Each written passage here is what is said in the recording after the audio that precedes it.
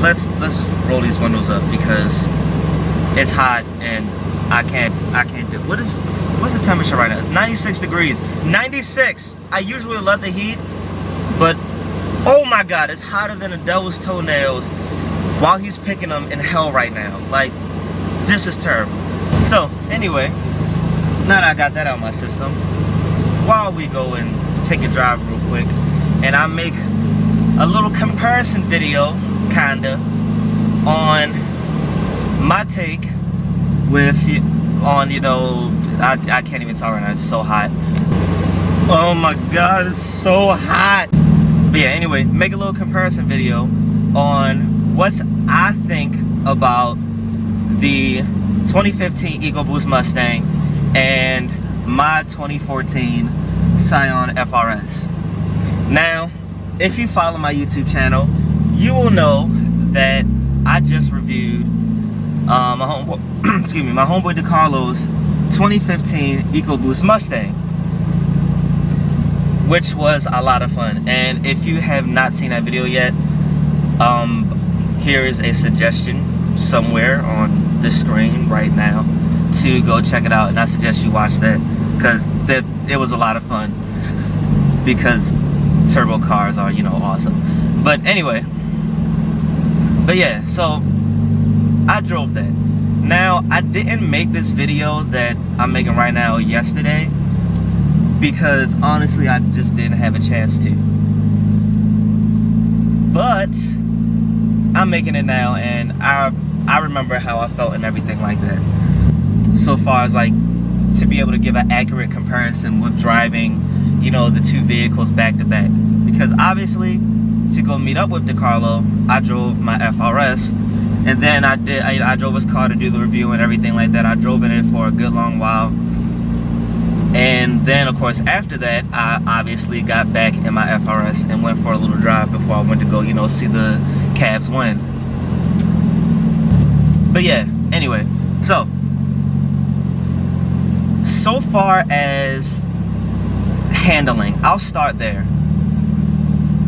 The FRS and the EcoBoost Mustang cannot be compared. Like, they're in two different brackets. Obviously, the manufacturers went for two different kinds of setups. I mean, don't get me wrong, the Mustang does have better handling than, like, you know, previous generations, because me personally, I've driven the 2003 GT before, the 2004 V6, and the 2007 V6 Mustang before. And, you know, they're getting better. They're getting better. They're more, you know, at least with that Mustang, it seems like they're getting away from the whole, you know, straight engine only kind of muscle car, which is great because I personally like all-around vehicles. But yeah, because I mean, when you compare the way that car handles to the way the FRS handles, this car, I mean, I've put it and said it in videos before, this, it's more so compared to like a Porsche or a BMW, which I know some people probably watching this video, they're gonna go,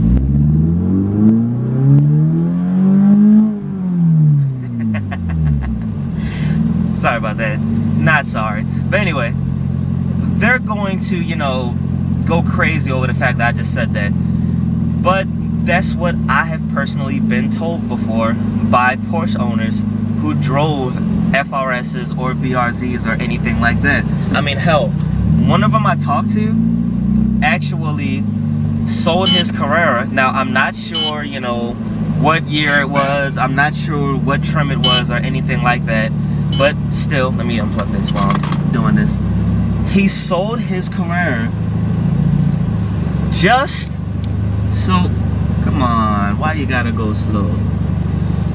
Just because he felt like the FRS was the better driving car. Now, he did say the FRS doesn't have, you know, as much power, so far as in a straight line, it's not there.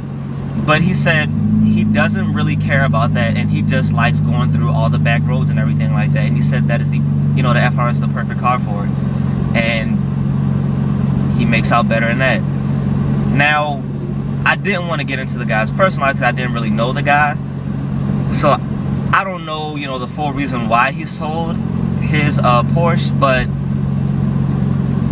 yeah, I mean, from what he told me, he loves the FRS 10 times more than what he, you know, liked with the Porsche, and that's interesting. And you know, so did a guy that I know that, you know, came to talk to me about my FRS and his BMW. He said he drove a BRZ, which, you know, the same car basically, but he drove the BRZ and he loved the way it handled, and he had an E46 M3. So it just goes to show where, you know, the two manufacturers went with the handling. So far as FRS versus EcoBoost Mustang, I'm gonna give, you know, the handling capabilities to the FRS for obvious reasons. Now, as I go to do this pull real fast,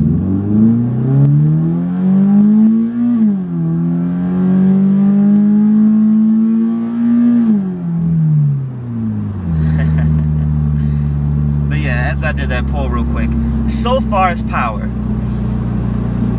yeah, as much as I hate to say it, I had so much more fun in a straight line in that Mustang. I mean, I did. Matter of fact, I tell you what, I'll insert a clip right here of that now.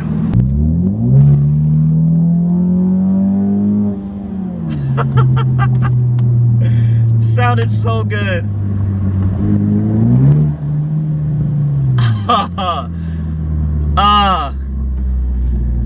In the words of that dude in blue, smiles per gallon right there.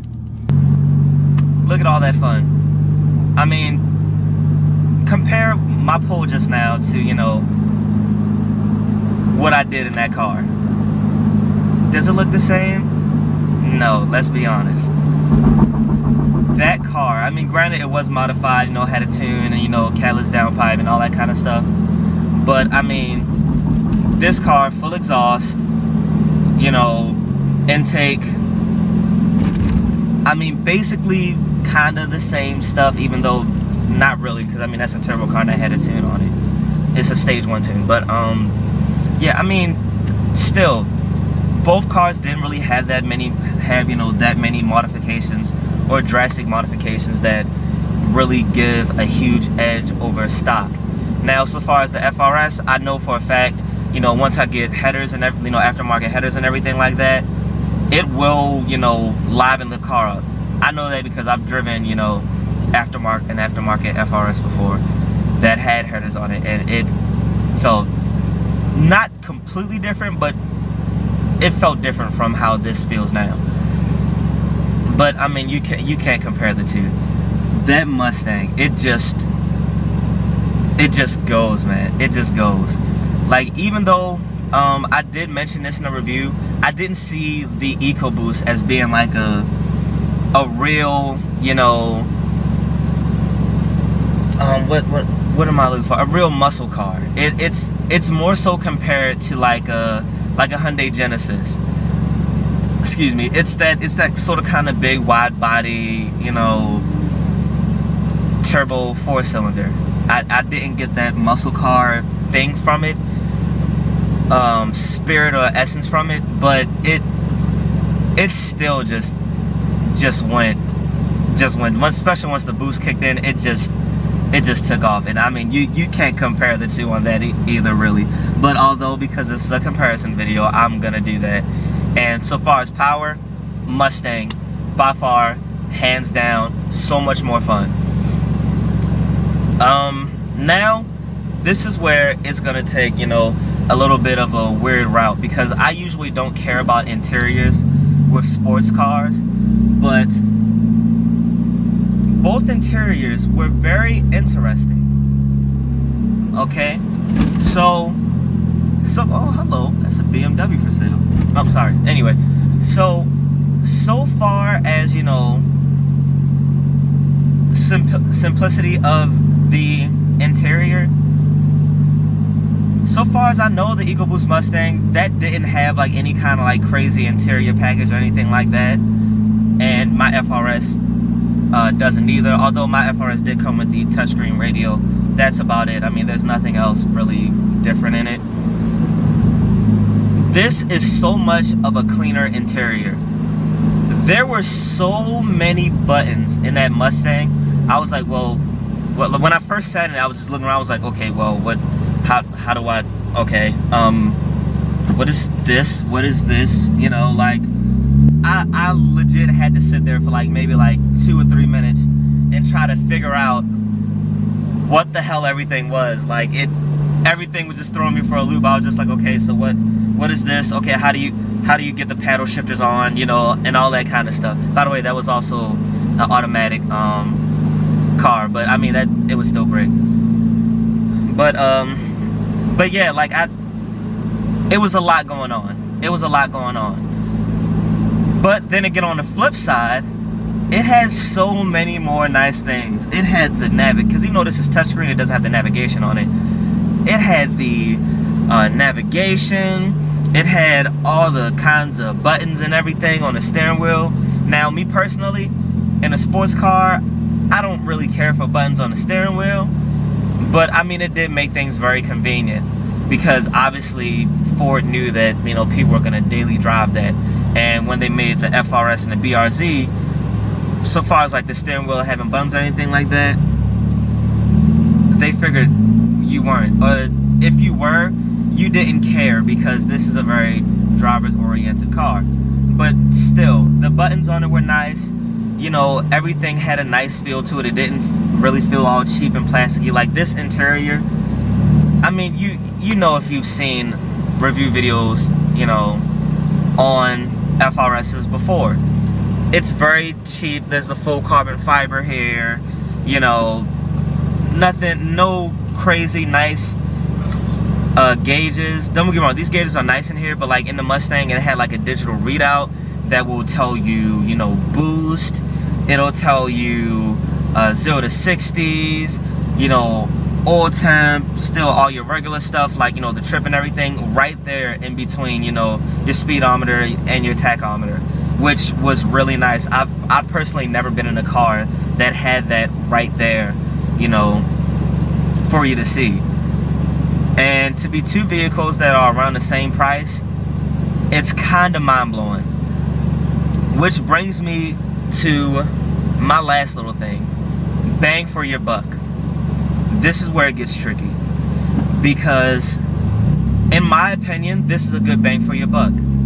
And so is the Mustang. It all honestly depends on what you like and what you live around. If you're like me and you want a car that will take turns, you know, and just leave a smile on your face, or if you don't want it to take turns, you can just go sideways whenever you want, this is the car for you. If you live in a place where you don't really go around back roads or anything like that, you like, you know, your little straight lines and all that kind of stuff, go with the Mustang. But in this comparison, I'm gonna have to say, this is killing me to say it, but I'm gonna have to say, go with the Mustang. The Mustang is a better bang for your buck. At least the EcoBoost, in my opinion. Because you have all that power. I mean, stock is 310 horsepower, 320 pound-foot of torque. It's turbocharged, so there are a bunch of things you can do with a turbo car. I mean, come on now. If you want to make the suspension, you know, more rigid and everything, because the car yesterday had stock suspension and stock wheels. The only thing I've done in the FRS so far as wheels and suspension has just been a different wheel and tire setup. The suspension is still the same and everything. There are plenty of things you can do. You could put, you know, strut towel bars in it, sway bars, you know, new control arms, coilovers, all that kind of stuff. But I mean, bang for your buck. They're both around the same amount of money. The EcoBoost Mustang, it's somewhere around like 26 or 27,000, I think. The FRS, same thing. I mean, that's the best bang for your buck. Now, do I necessarily regret, you know, buying the FRS versus waiting for the Mustang? No, I do not. I have no regrets. I still love this car. I mean, even though the Mustang was more powerful, I don't feel myself searching for power in this car, like longing for that power in this car. At least as of right now, I'm pretty content with, you know, how it is. Yes, I'm still gonna modify my car even more. Yes, I love modifying, you know, my car, and I want to make it faster, but I don't want to make it drastically faster yet. Like, even if I had all the money in the world right now, I would still go complete bolt-on with like a slight little tune, and then that's it. I'll probably run that for maybe like, you know, a year or two before I even would start, you know, thinking about actually making the moves to put a supercharger on it. But yeah, so I mean, that I guess that also kind of says something in and of itself, because if I'm saying that and I just said all these good things about the Mustang, that still goes to show how great of a car this is. But yeah, so that's pretty much my comparison, you know, between the two. Again, if you haven't seen the review video, go ahead and watch that. And well, that's pretty much gonna wrap it up. You stay positive, you stay classy, and have a good day.